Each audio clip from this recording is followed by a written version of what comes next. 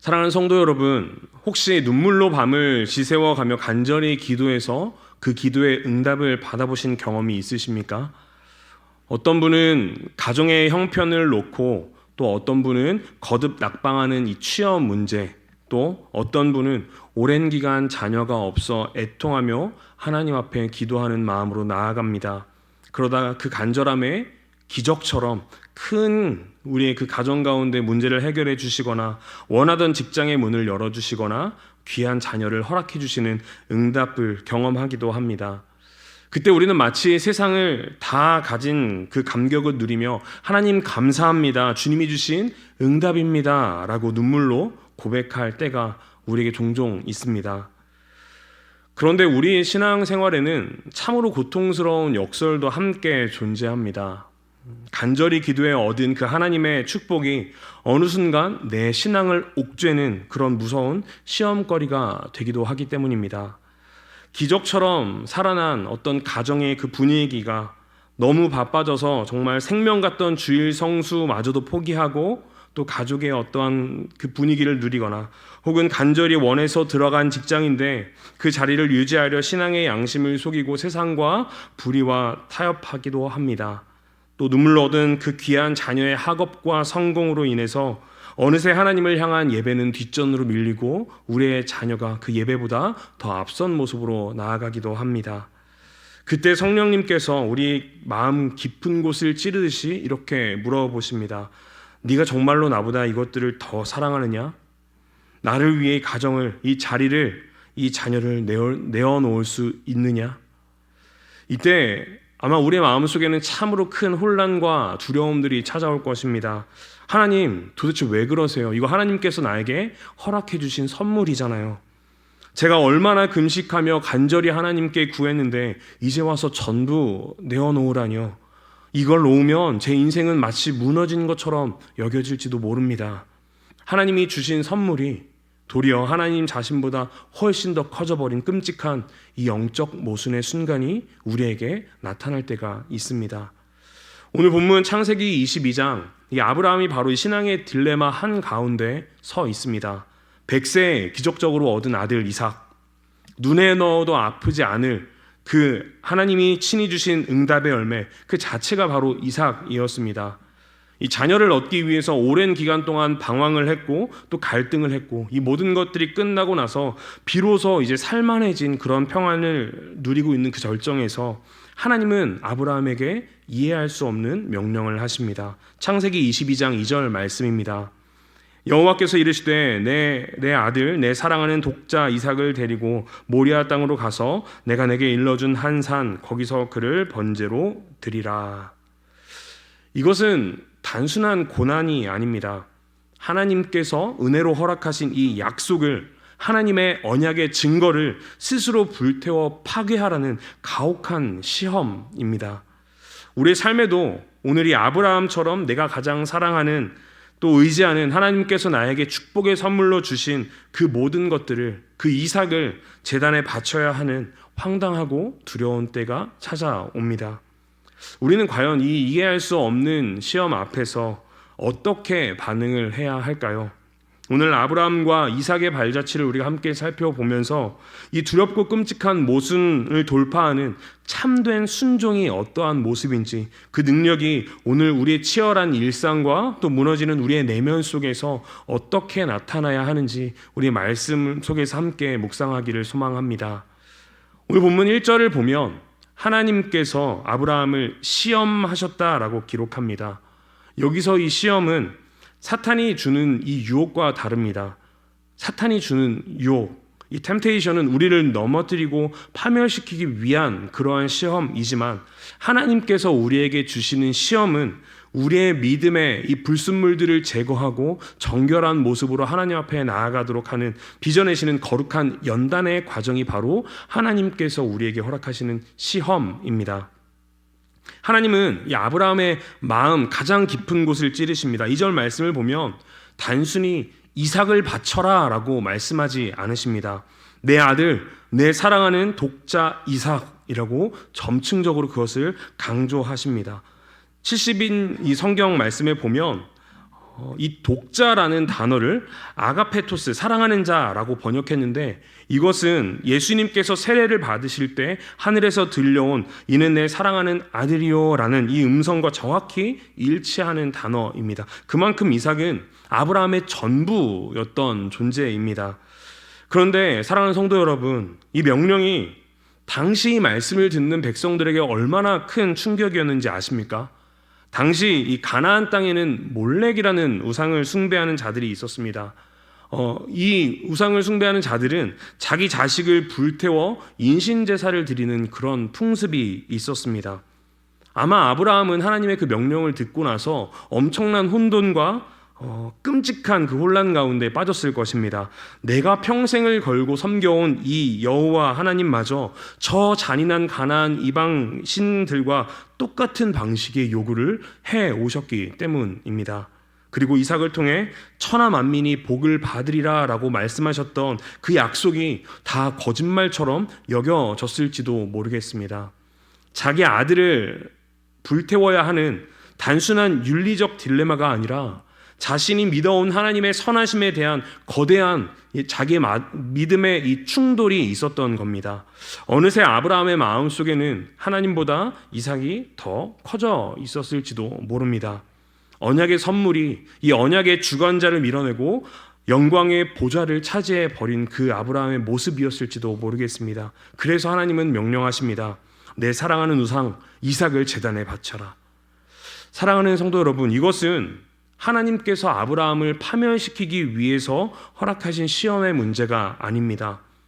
마음속에 있는 우상을 깨뜨림으로써 참된 생명과 자유를 회복시키기 위한 하나님의 이 뼈를 깎는 수술이 시작된 것입니다. 더 놀라운 것은 하나님께서 지시하신 그 장소가 모리아산, 역사적 보면 모리아산이라는 사실입니다. 이 모리아산은 나중에 솔로몬 성전이 세워져 예수 그리스도의 대속의 피가 흘려져 갈 그 자리입니다. 하나님의 모든 명령에는 계획이 다 있는 거죠. 이 청천벽력 같은 하나님의 명령 앞에 아브라함이 어떻게 반응하고 있습니까? 3절 말씀을 보면 아브라함은 아침에 일찍이 일어나 나귀의 안장을 지우고 번제에 쓸 나무를 쪼갭니다. 성경은 이 아브라함이 밤새 통곡했다거나 혹은 하나님께 따지며 하나님 도대체 나에게 왜 그러십니까? 라는 이러한 모습을 보여주지 않습니다. 우리는 아브라함의 이 순종이 그저 충동적이었거나 혹은 맹목적인 복종이라고 오해해서는 안 됩니다. 4절 말씀에 이 제단이 있는 산까지 하나님이 명령하신 그 산까지 무려 3일의 길이 걸렸습니다. 충동적인 순종이 아니었습니다. 아들을 죽이러 가야 되는 그 3일 밤낮 동안 아브라함은 아마 마음속에 엄청난 고뇌와 자기의 뼈를 깎는 것 같은 괴로운 그 걸음들을 한 걸음 한 걸음 걸어가고 있었을 겁니다. 아마 그 발걸음 가운데 사탄은 끊임없이 아브라함에게 속삭였을지도 모릅니다. 지금이라도 돌아가. 그건 진짜 하나님의 음성이 아닐 거야. 그러나 그 3일의 치열한 영적 전투 끝에 아브라함은 위대한 믿음의 고백을 선포합니다. 그것이 바로 5절 말씀의 고백입니다. 종들에게 이렇게 말합니다. 내가 아이와 함께 저기 가서 예배하고 우리가 너희에게로 돌아오리라. 아들을 죽이러 가는 그 끔찍한 길을 가리켜 예배라고 부르고 있습니다. 그리고 또한 나 혼자 돌아오는 것이 아니라 우리가 이삭과 함께 우리가 돌아오겠다라고 선언합니다. 이 아브라함의 고백은 그저 현실을 도피하는 거짓말이 아닙니다. 히브리서 11장 9절 말씀에 보면 그 이유가 이렇게 명확하게 드러납니다. 그가 하나님이 능히 이삭을 죽은 자 가운데서 다시 살리실 줄로 생각한지라. 아브라함은 부활을 믿었습니다. 생명을 주신 이도 여호와시니 거두신 이도 여호와시요 다시 살리실 이도 여호와이심을 굳게 믿었던 겁니다. 이처럼 참된 순종은 어쩔 수 없이 끌려가는 수동적인 체념이 아닙니다. 하나님은 하나님의 이 전능하심에 대해서 무조건적인 신뢰를 바탕으로 내 손으로 기꺼이 이 이삭을 내려놓는 위대한 능동적인 포기가 바로 순종인 것입니다. 이제 우리의 시선을 한번 제단으로 옮겨 보면 좋겠습니다. 모리아산 이 가파른 언덕을 오르며 이삭이 아버지에게 묻습니다. 불과 나무는 있거니와 번제할 어린 양은 어디 있나이까? 아버지를 향한 신뢰와 본능적인 두려움이 교차하는 질문 가운데 아브라함은 하나님이 자기를 위하여 친히 준비하시리라 라고 대답합니다. 이 대화는 장차 하나님이 친히 어린 양을 준비하실 것이라는 이 위대한 예언이 됩니다. 마침내 이 산 꼭대기에 도착하여 제단을 쌓고 나무를 버려놓습니다. 그리고 9절의 결박의 순간에 찾아옵니다. 한번 이 장면을 상상해 보면 좋겠습니다. 장작을 메고 산을 오를 정도의 이삭이라면 못해도 한 10대 중후반 정도의 나이였을 것입니다. 반면 아브라함은 100세의 이삭을 가졌으니 100세를 훌쩍 넘긴 노인이었습니다. 만약에 이삭이 살기 위해서 발버둥을 치며 도망쳤다면 아브라함은 결코 이삭을 붙잡을 수 없었을 겁니다. 그런데 성경은 이삭의 그 어떠한 저항이나 반항도 기록하고 있지 않습니다. 그는 자신을 묶는 이 늙은 아버지의 손길에 거칠게 저항하지도 않습니다. 스스로 밧줄에 결박되어 제단 나무 위에 눕습니다. 이것은 물리적인 힘에 굴복한 것이 아니라는 사실을 보여줍니다. 아버지의 뜻, 더 나아가 하늘에 계신 하나님의 뜻에 온전히 순종한 자발적인 항복이었다라는 겁니다. 사랑하는 성도 여러분, 이 이삭의 자발적인 항복에서 우리는 이 등에 십자가를 짊어지고 골고다 언덕을 오르신 그 예수 그리스도를 묵상해야만 합니다. 도살장으로 끌려가는 어린 양처럼 잠잠하셨던 주님, 겟세마네 동산에서 땀방울이 핏방울이 되도록 기도하시며 내 원대로 마시옵고 아버지의 원대로 하옵소서라며 자발적으로 자신을 십자가에 묶으셨던 예수 그리스도의 그 영광스러운 항복이 이 이삭을 통해 보여지고 있는 겁니다. 모리아산은 단순한 시험의 장소가 아닙니다. 아브라함의 능동적 포기와 이삭의 자발적인 항복이 만나 장차 이 골고다 언덕에서 완성될 우리 구주 예수 그리스도의 십자가 대속을 미리 보여주는 예표, 거룩한 구속사의 예표인 것입니다. 사랑하는 성도 여러분, 아브라함이 올랐던 모리아산은 수천 년 중동의 어느 먼 산 그 정도가 아닙니다. 바로 오늘 우리가 매일 마주하고 피하고 싶어하는 그 고통의 현장, 도무지 이해할 수 없는 막막한 시련의 자리가 바로 우리 각자의 모리아산입니다. 우리는 고난이 찾아오면 본능적으로 내가 하나님께 무슨 죄를 지었나? 라며 정죄감에 빠지고 하나님을 원망하곤 합니다. 하나님께 원망 섞인 말로 기도하곤 합니다. 하지만 오늘 말씀을 통해 이 고난을 다시 한번 바라보고 말씀으로 그 고난을 해석할 수 있는 우리가 되기를 소망합니다. 하나님은 아브라함을 파멸시키기 위해 그 시험, 그 고난을 허락하신 것이 아니라 그 믿음을 정금같이 빚어내려 하셨던 겁니다. 지금 우리의 삶을 무섭게 흔드는 그 풍파가 있다면, 그 풍랑이 있다면 그것은 우리를 수장시키고 죽이려는 그러한 공격이 아니라 우리의 영혼에 두껍게 낀 이 이삭이라는 이 이름의 우상을 닦아내시는 하나님의 거룩한 손길임을 우리가 반드시 믿음으로 고백하며 나아가기를 소망합니다. 그렇다면 오늘 우리가 목숨처럼 부여잡고 있는 이 이삭, 우리의 삶에 있어서 이 우상은 무엇인지 분명히 돌아보아야만 합니다. 맨 처음에 나눴던 것처럼 눈물로 밤을 새워 우리가 쟁취했던 어떤 기도 제목들, 가정, 재정적인 안정 혹은 빚어내고 싶었던 이 자녀의 성공과 이 자녀로부터 누리는 유익들이 우리의 이삭이 될 수 있습니다. 그것이 없으면 당장이라도 나의 인생이 무너질 것 같이 그 다가오는 우리의 두려움, 하나님보다 나에게 더 큰 안정감을 주는 것이 바로 우리 삶에 있어서 이삭, 이 우상이 되는 것입니다. 하나님은 오늘 우리 영혼을 향해 그 이삭의 이름을 부르십니다. 네 사랑하는 독자 이삭, 그 우상을 내 제단 앞으로 가지고 나오라. 하나님께서 오늘 우리에게 그렇게 명령하십니다. 우리가 그것이 우상임을 철저히 깨달았다면 이제는 우리는 아브라함처럼 찢어지는 이 가슴을 안고 그것을 제단 위에 올려놓는 능동적인 포기의 자리로 나아가야 합니다. 사랑하는 성도 여러분, 참된 포기는 어쩔 수 없이 빼앗기는 이런 비참한 상실이 아닙니다. 이삭의 소유권이 나에게 있지 않고 전적으로 하나님께 있음을 인정하는 이 거룩한 소유권의 이전이 바로 예배이며 우리의 참된 순종의 모습입니다. 이 영광스러운 예배, 이 순종의 모습은 우리의 치열한 일상에서 구체적인 훈련으로 나타나야만 합니다. 우리가 평소에 준비되어 있지 않다 갑자기 그것이 되는 것이 아니라 일상에서 그 삶이 훈련이 되어야 합니다.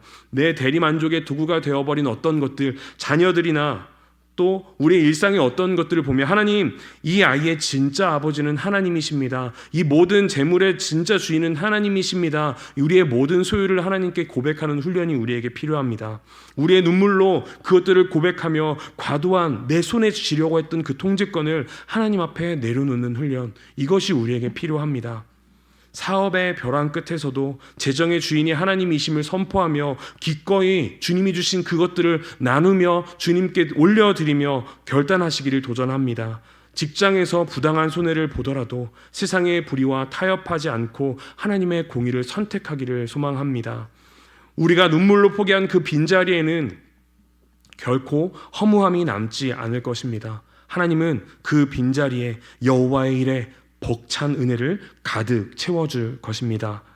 나아가 우리는 제단 위에 스스로 누웠던 이삭처럼 살아서 펄떡이는 내 자아를 십자가에 못 박는 이 자발적인 항복의 삶으로 부름받았습니다. 우리는 아브라함의 순종뿐만 아니라 이삭의 순종 또한 우리 삶으로 가져와야만 합니다. 아브라함의 결단이 내 소중한 것을 기꺼이 하나님께 내어드리는 이 외적인 포기라면 이삭의 순종은 나 자신을 기꺼이 죽이는 철저한 내면적 자기 부인이 바로 이삭의 순종입니다. 사랑하는 성도 여러분, 우리 교회 공동체나 가정에서 억울하게 내 자존심이 짓밟힐 때 어떻게 행동하십니까? 어떻게 생각하십니까? 내 옳음을 증명하려 핏대를 눕히고 상대를 깎아내린다면 그것은 여전히 내 자아가 시퍼렇게 살아있다라는 증거입니다.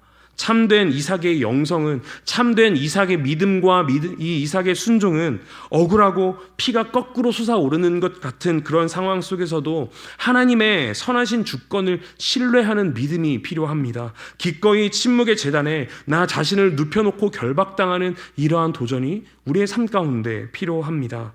직장에서 나를 괴롭히고 나를 찌르는 동료가 있다면 그들을 도리어 축복하고, 가정에서 상처를 주는 배우자가 있다면 먼저 품어주는 것, 이것이 바로 피 흘리는 일상의 전투 현장에서 내 십자가를 지는 자발적인 항복입니다. 우리가 이처럼 철저히 하나님 앞에 항복하며 나아갈 때 비로소 우리를 통해 부활하신 그리스도의 생명이 흘러가게 될 줄 믿습니다. 내가 죽어야 내 가정이 살고 내가 묶여야 내 일터가 생명의 복음으로 호흡하게 됩니다. 하지만 이 위대한 항복은 우리의 어떤 그 얄팍한 힘과 의지로는 불가능합니다. 오직 나를 살리기 위해 십자가에서 온전히 부서지시고 항복하신 예수 그리스도의 그 압도적인 사랑이 내 영혼을 강권하심으로 붙잡을 때 우리는 비로소 그 기쁨 가운데 제단에 내 삶을 올려드릴 수 있는 것입니다. 오늘 이 시간 못자국난 그 주님의 두 손에 우리의 모든 생애를 맡겨드리기로 도전하는 시간이 되기를 소망합니다. 내가 죽고자 제단에 누울 때 우리는 영원한 생명을 얻게 될 것입니다. 내가 죽고자 제단에 누울 때 하나님께서 예비하신 그 숫 양을 우리가 바라보게 될 것입니다. 하나님 앞에 철저히 항복하는 자만이 세상을 이기는 승리를, 그 위대한 승리를 맛보게 될 줄 주님의 이름으로 간절히 축복합니다. 말씀을 마무리하겠습니다. 우리는 모리아 산의 이 엄청난 사건을 마주할 때마다 계속해서 이런 질문을 던지게 될 것입니다. 아무리 믿음을 달아보는 시험이라고 하지만 어떻게 하나님이 친아들을 죽이라고 하시는 이 잔인한 명령을 하실 수 있을까? 그러나 사랑하는 성도 여러분, 하나님의 우리를 향한 진정한 사랑의 모습은 바로 이 결론에서 나타납니다. 아브라함이 눈물을 머금고 칼을 빼내어 높이 찌르려고 든 그 순간 다급한 하나님의 음성이 하늘로부터 우리에게 들려집니다. 아브라함아, 아브라함아, 그 아이에게 내 손을 대지 말라. 그리고 하나님이 친히 준비하신 숫양, 바로 여호와 일의 은혜가 수풀에 걸려 있음을 보게 됩니다. 수풀의 뿔에 걸린 이 숫양은 단지 이삭 한 명을 대신해 죽은 짐승이 아니었습니다. 아까 전에 말씀드렸지만 이것은 장차 갈보리 언덕의 십자가라는 끔찍한 나무에 매달려 가시관을 쓰시고 피 흘리실 예수 그리스도의 진정한 그 사랑, 예수 그리스도를 통해 나타날 그 영광을 우리에게 보여주는 예표입니다. 하나님은 아브라함의 독자 이삭은 살려주셨습니다. 그러나 하나님 당신의 하나뿐인 아들 예수 그리스도는 결코 살려두지 않으셨습니다. 아브라함이 내려치려던 그 칼은 다급히 멈추게 하셨지만 하나님의 아들 예수 그리스도를 향해 쏟아지는 맹렬한 진노와 저주의 칼은 끝끝내 거두지 않으셨습니다. 십자가 위에서 나의 하나님 어찌하여 나를 버리셨나이까 피를 토하듯 절규하시는 그 아들의 비명을 철저히 외면하시면서까지 저와 여러분들을 살리기 위해 그 아들을 십자가 제단에서 온전히 찢으셨던 것입니다. 사도 바울은 로마서 8장 32절에서 이 위대한 사랑을 이렇게 선포합니다. 자기 아들을 아끼지 아니하시고 우리 모든 사람을 위하여 내주시니가 어찌 그 아들과 함께 모든 것을 우리에게 주시지 아니하겠느냐. 이것이 바로 모리아 산에 숨겨진 하나님 아버지의 진짜 찢어지는 마음입니다. 우리가 어떻게 내 삶의 가장 소중한 이삭, 내 생명과 같은 직장, 사업, 가정, 눈물로 키운 자녀들을 능동적으로 포기하고 내 펄떡이는 자아를 십자가 앞에 자발적으로 항복할 수 있겠습니까? 우리의 힘과 능력으로는 절대 불가능합니다. 오직 나를 위해 당신의 전부를 아낌없이 허락하신, 내어주신 이 십자가의 압도적인 사랑이 내 영혼 가운데 깊이 침투해 들어올 때, 우리가 그 사랑을 마주할 때에만 가능합니다. 오늘 이 시간 우리를 올가매고 있던 모든 우상과 두려움을 모리아 산의 그 제단 위에 미련 없이 내려놓으십시오. 우리를 위해 아들까지 내어주신 그 크신 사랑을 우리가 온전히 신뢰하며 나아가기를 소망합니다. 억지 순종과 두려움의 신앙을 넘어서 나를 살리신 십자가의 은혜에 감격하여 기쁨으로 자발적 항복의 걸음을 내딛는 참된 예배자, 십자가 사람들이 다 되시기를 주님의 이름으로 간절히 축복합니다.